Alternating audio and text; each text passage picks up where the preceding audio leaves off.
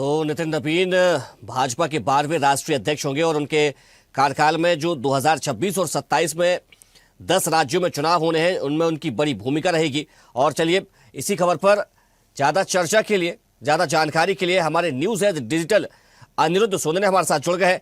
अनिरुद्ध, देखिए, नितिन नवीन भाजपा के नए राष्ट्रीय अध्यक्ष और उनके कार्यकाल में अब 2 सालों यानी कि 2026 और 27 में 10 बड़े राज्यों में चुनाव भी होने।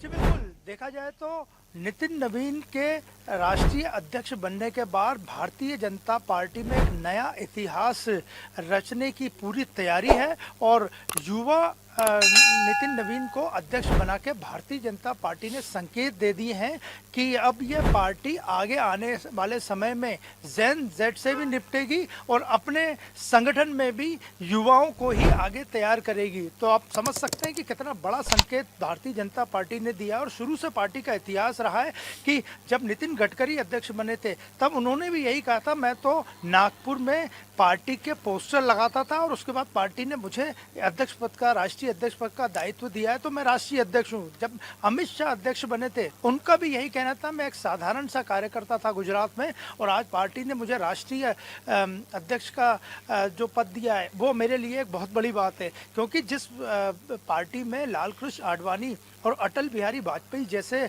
सीनियर नेता अध्यक्ष बने थे, वहीं साधारण से कार्यकर्ता भी को भी अध्यक्ष बना के पार्टी ने स्पष्ट संकेत दिया है कि भारतीय जनता पार्टी ही भारत की एकमात्र पार्टी है जो अपने किसी भी कार्यकर्ता को बड़े पद तक पहुंचा सकती है, बशर्ते उसे मेहनत, ईमानदारी और विचारधारा के साथ काम करना होगा।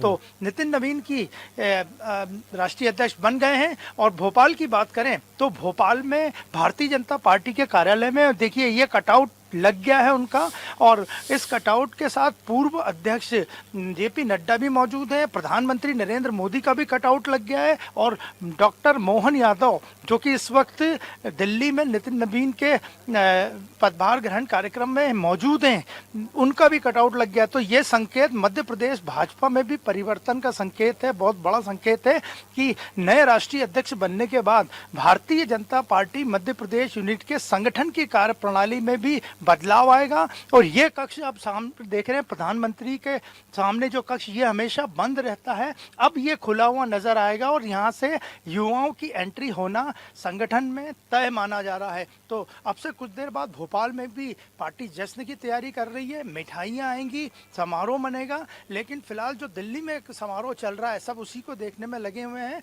और मध्य प्रदेश भाजपा में भी संगठन में नितिन नवीन के अध्यक्ष बनने के बाद भारी परिवर्तन आएगा और युवाओं को मौका मिलना तय है। अनिरुद्ध, देखिए, नितिन नवीन को लेकर एक और कोइंसिडेंस है। 1980 में कमल खिला यानी कि भारतीय जनता पार्टी का उदय हुआ और 1980 में ही नितिन नवीन का जन्म भी हुआ है।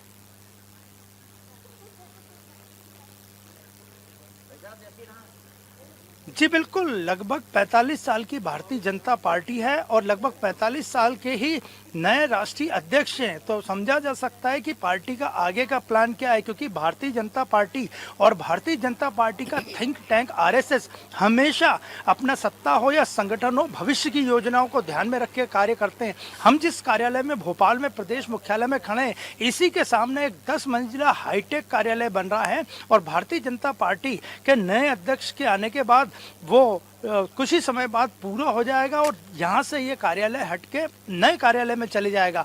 और उसी कार्यालय में कुशाभाऊ ठाकरे बैठ के संगठन की रणनीति बनाते थे, बाद में वो भी राष्ट्रीय अध्यक्ष भारतीय जनता पार्टी के बने।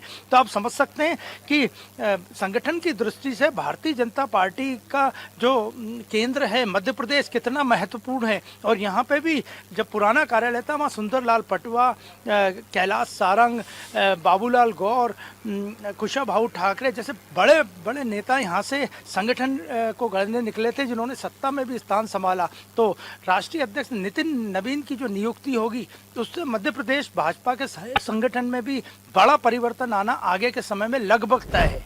अनुरुद्ध, नितिन की नवीन जो टीम होगी उसमें कहा जा रहा है कि नए चेहरे और युवा चेहरों को ज्यादा मौका मिल सकता है।